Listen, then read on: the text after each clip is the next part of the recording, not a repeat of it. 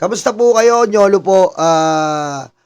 Magre-react po tayo dito po sa dati po na babaeng-babae pa po, si Barbie Duterte. Aray ko. Aray ko. Di ba? Marami pong nabudol tong si Barbie Duterte na nagpapaniwala po na siya po ay lalaking-lalaki, pero sinabi po ni Digong na meron siyang isang anak talaga na bakla. Aray ko. Tignan niyo po ito, ha. Tignan niyo lang, oh. Tignan niyo lang, oh. Tignan niyo siya, oh. Kaya i-reload natin. It's bothering sometimes, but well, most of the time it is, but it's okay. This is me 10 Diba? Tignan niyo, oh.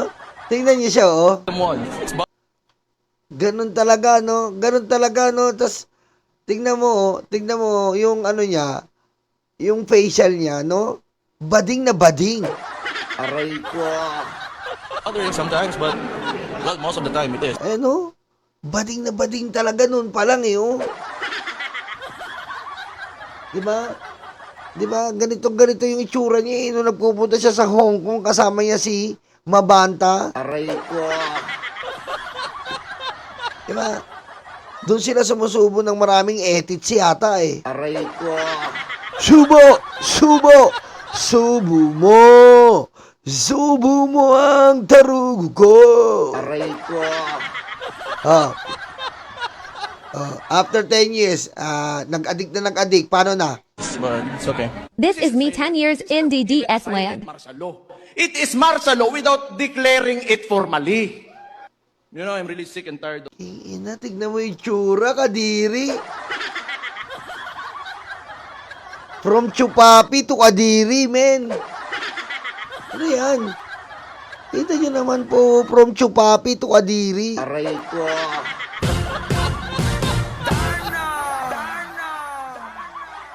Diba? Ang hirap po ng ganyan kasi nagpapanggap kang hindi ka bakla. Ang hirap niyan. Diba? Gaganyan ka, biglang ka, gagalong ko, dito ba? Ay, siya, mapagalong ka. Ang init. Ay! Init. Aray ko. Aray ko. Kaya, hirap na hirap to si Barbie. Hirap na hirap, eh. Of politics. Kailangan ko i-put into para sasabihin naman ni Matibag na, oy, sinabihan mo ate, ikukulong ka. Someone, it's bothering sometimes, Hello? but well, most of the time it is, but it's okay. This is me 10 Di ba? Baklang-bakla siya dito. Baklang-bakla. Ayan, oh. Ayan, oh. Someone, Oh, tingnan niyo yung baklang-bakla, no? someone, Oh. someone, it's someone, Baklang-bakla, men. it's bothering sometimes, but It's bothering Alan Chupapi. May fraternity to yata si Barbie Duterte. Chupapi, unyenyo. Aray ko. No? Ayan, no, pinagkakaisaan nga po ng netizens ngayon. Ayan, ito po. Reload natin, no? Bakla raw ako? Dahil nahalata ako Aray ko. Bakla raw ako! Dalata ako, ah! Aray ko. Aray ko. Aray ko. Kitang-kita niya. Siguro joke la din yun, no? Tamo bagay sa kanya, eh. Sa inyo. Bagay po, eh. Bagay po makin-joke lamin. Aray ko. Bagay po talaga. Ang hirap kasi, alam mo, totoo lang po, mas mahirap po yung nagpapanggap ka. Tingnan mo si Baste. Baklang-bakla siya noon. Diba? Tapos, gusto niyang makita na baklang may masculine type. Abay, nag-addict. Aray ko. Aray ko. Bakla raw ako? Dahil nahalata ako, Kitang-kita niya. Siguro joke la din yun. Oh, di ba bagay sa kanya, oh? Bagay na bagay po sa kanya. Kumbaga, akmang-akma ang pagkabading. Aray ko. Di ba? Kasi po, magtataka ka eh. Sabi niya si BBM, wasak na yung puwet niyan. Alam niya yung ganong bagay. Di ba? Kumbaga, kabisado niya yung mga puwetan. Aray ko. Kabisado niya yung mga pamimwet. Aray ko. Di ba? Hindi mahilig mag-basketball to, mahilig to fencing. Aray ko. Ha? Kaya kahit anong pagpapanggap, obvious na obvious eh. Obvious na obvious po kahit anong pagpapanggap. Kahit anong pagpapanggap. Obvious na obvious. Aray ko. Kaya wala kang manloloko dito, Barbie Duterte. Mahilig ka ayaw mo sa hotdog, gusto mo sa footlong. Aray ko. Ha?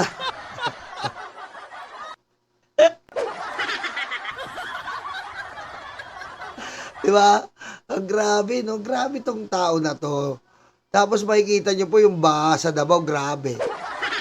Baha sa Davao. Walang ginawa kundi mag-adik. Walang ginawa kundi manlalaki.